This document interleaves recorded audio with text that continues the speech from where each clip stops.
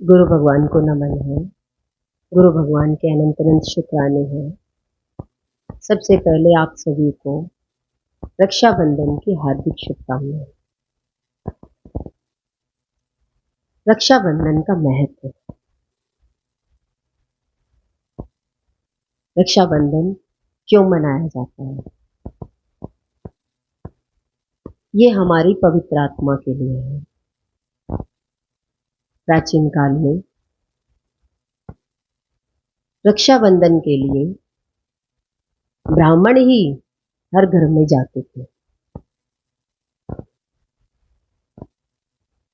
पवित्र धागा बांधने के लिए, पवित्रता के लिए। हर घर में उनका ही जाना होता है।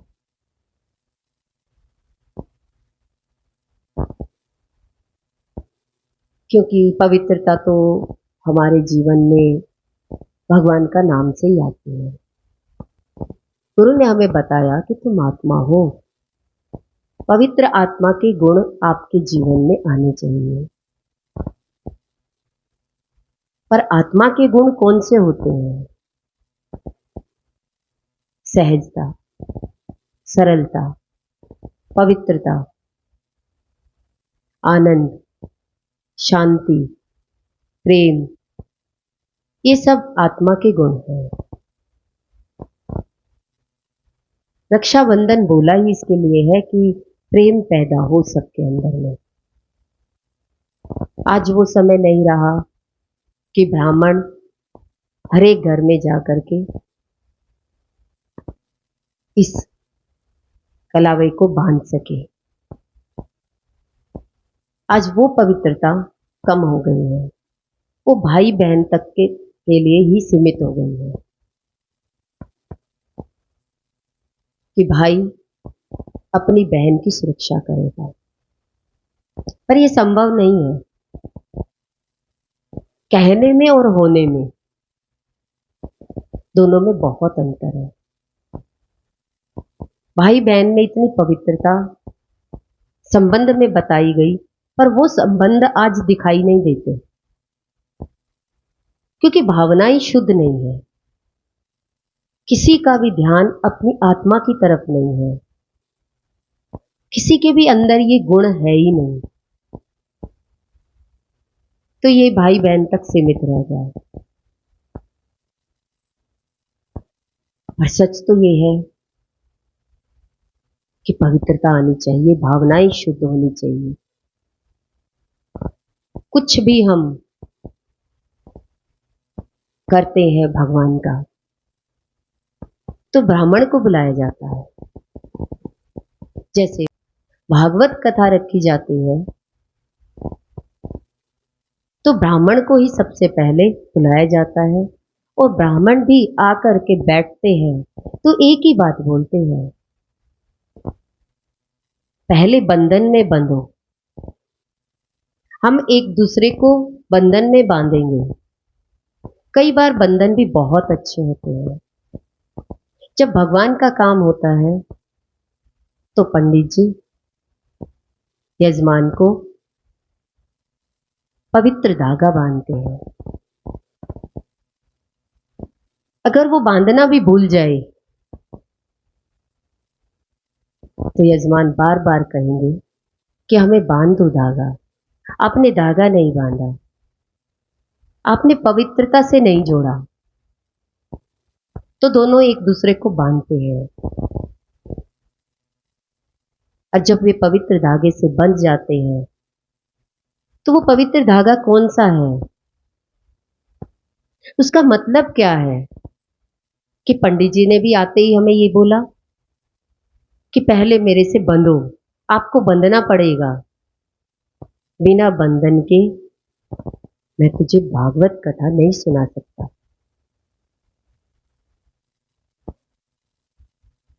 जब एक दूसरे से बंध जाते हैं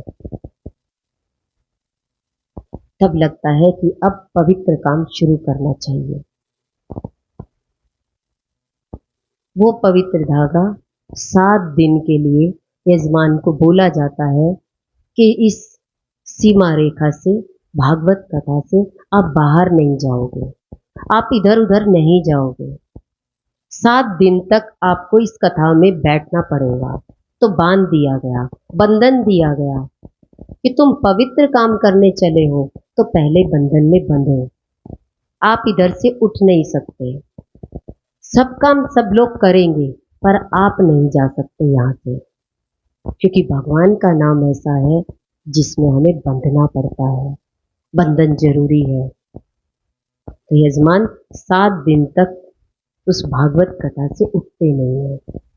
नियम होते हैं, जैसे संसार में नियम होते हैं उसी प्रकार धर्म के रास्ते पर चलते हैं तो उनमें भी नियम बनाए हैं। कोई योग भी कराते हैं, योग के भी गुरु होते हैं, वो भी क्या कहते हैं, 5 बजे आपको सुबह उठना पड़ेगा।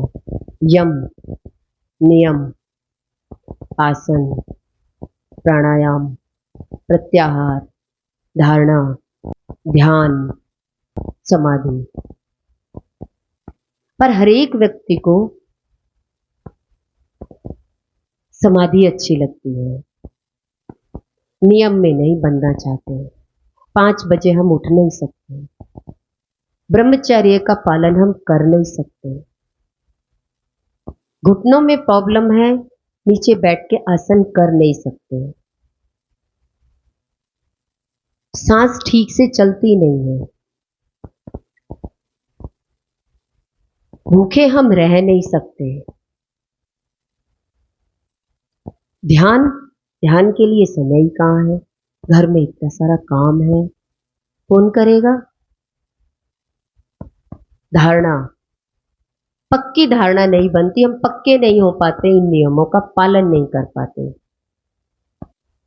समाधि तो बहुत दूर की बात है कि बुद्धि समझ जाए, जब बुद्धि ही इन नियमों का पालन नहीं करेगी। योग सिखाने वाले गुरु ही सुबह मैसेज डाल दे कि आज मेरी तबीयत ठीक नहीं है, आज घर में कोई आ गया है, तो सुबह 5 बजे कौन पहुंचेगा। दूसरे को तो आपने अच्छे से सिखाया ही नहीं, क्योंकि खुद से नियमों का पालन नहीं किया तो आप किसी को भी नियम में डाल नहीं सकते। सबसे पहले खुद से नियमों का पालन करना पड़ता है, तभी बुद्धि की समाधि लगती है। बुद्धि का मतलब है समता में आना, सम बुद्धि का होना, समता में रहना। फिर कौन रह पाता है।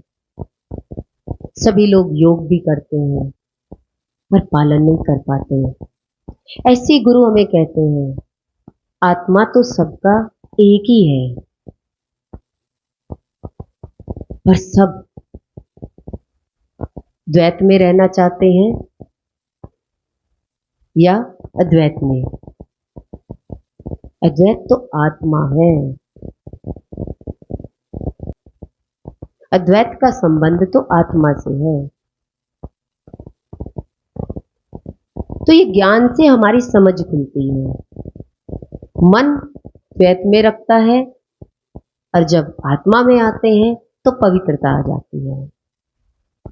तो हम अपने आप से कहें मैं पवित्र आत्मा हूं, तो रक्षाबंधन के दिन सबसे पहले बहन अपने भाई को तिलक लगाती है।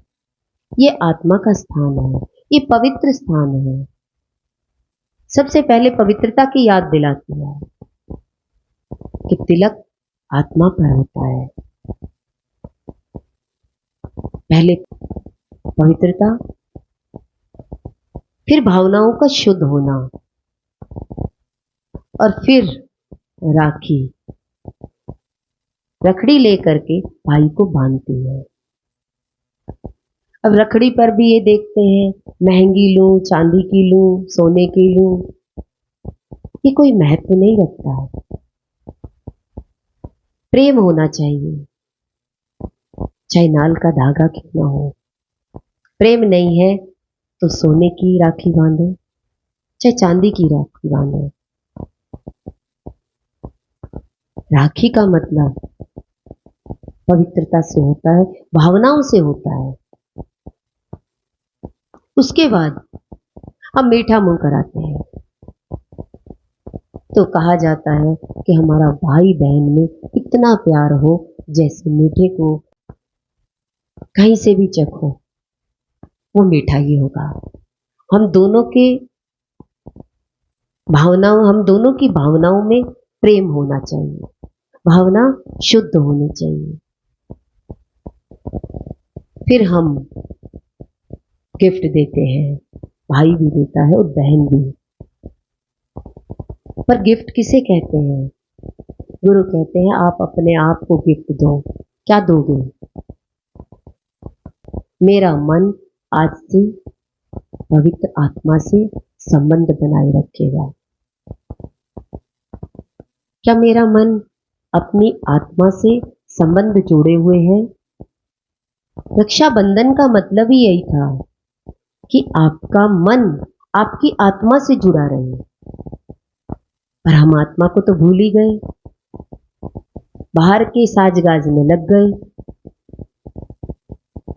भारी आवरण से कभी प्रेम नहीं उपजता, पर ये सारी भारी चीजें तभी अच्छी लगती है कि आपके अंदर में पवित्रता हो, प्रेम हो। नहीं तो सारे गिफ्ट बेकार है। जैसे सीता जी के आगे लक्ष्मण रेखा खींच दी गई, बंधन दे दिया गया कि मां तुम इस रेखा से बाहर मत निकलना, कोई भी निशाचर आकर के आपको दुख दे देगा। क्यों खींची जाती है ये लक्ष्मण रेखा? क्यों बाउंड्री के अंदर रखा जाता है? क्यों कहा जाता है इस रेखा को पार मत करना? देखिए, साधु के रूप में सीता के सामने रावण आया तो उस रेखा को पार नहीं कर सकता था। वो पवित्र रेखा थी, जिसके अंदर में आत्मा की पवित्र रेखा होती है, उस बाउंड्री को कोई पार नहीं कर सकता है। लक्ष्मण जी पवित्र थे, उन्होंने सीमा रेखा में बांध दिया। थोड़ी सी देर बाद रावण सीता को एक ही बात कहता है कि आपको इस सीमा रेखा से बाहर आना पड़ेगा। अगर आपने बाहर आकर मुझे ये दान नहीं दिया तो तेरे ससुराल का कुल और जहां से जन्म लिया है मां का कुल सर्वनाश हो जाएगा। अब हमारे अंदर में भय आ जाए। सीता ने पर उस सीमा रेखा को पार कर दिया। और क्या हुआ? कई बार घर में बड़े लोग एक सीमा तक रहने के लिए कहते हैं, पर आज बच्चे उस बाउंड्री को पार कर जाते हैं। तो होता क्या है, बाद में उन बच्चों को दुख ही मिलता है। चाहे पेरेंट्स हो चाहे भाई हो, किसी भी बंधन में बांधते हैं तो कई बार बंधन बहुत अच्छे होते हैं, पर आज बंधन में भाई ही भगवान में नहीं है। भाई के अंदर में वो पवित्रता, वो आत्मा की पवित्रता, जब तक हम अपनी आत्मा को नहीं जानेंगे तब तक हम कोई सी भी रेखा खींचे, सब रेखा से बाहर है। आज कोई रिश्ता नहीं रहा, चाहे पति पत्नी का रिश्ता लगा लो, चाहे भाई बहन का लगा लो, पर रक्षा बंधन हर साल ये त्योहार हमें बता कर जाता है, इस मन का संबंध इस पवित्र आत्मा से कर लो, अपने से बना लो। बाहर के सगे संबंधी तो किसी वस्तु पर अटक करके दूर भी हो जाएंगे, शरीर के सगे संबंधी में तो कभी भी कड़वाहट आ सकती है, वे संबंध तो टूट सकते हैं, पर आत्मा का पवित्र संबंध कभी टूट नहीं सकता।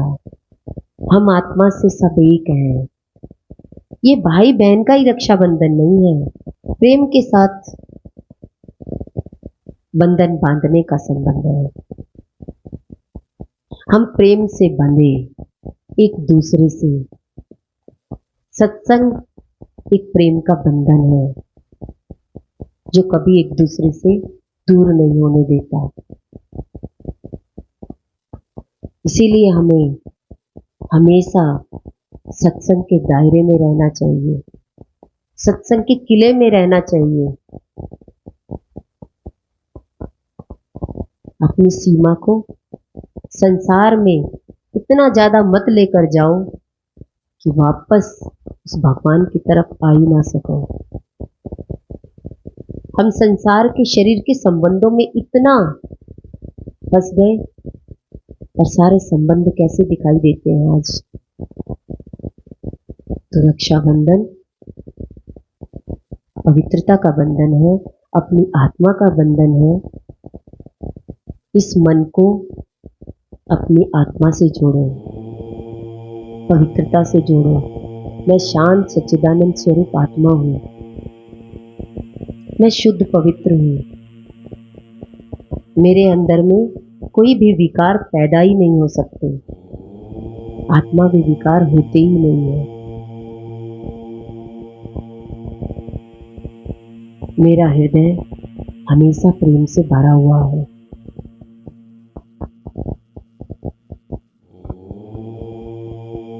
गुरु भगवान के शुक्राने हैं।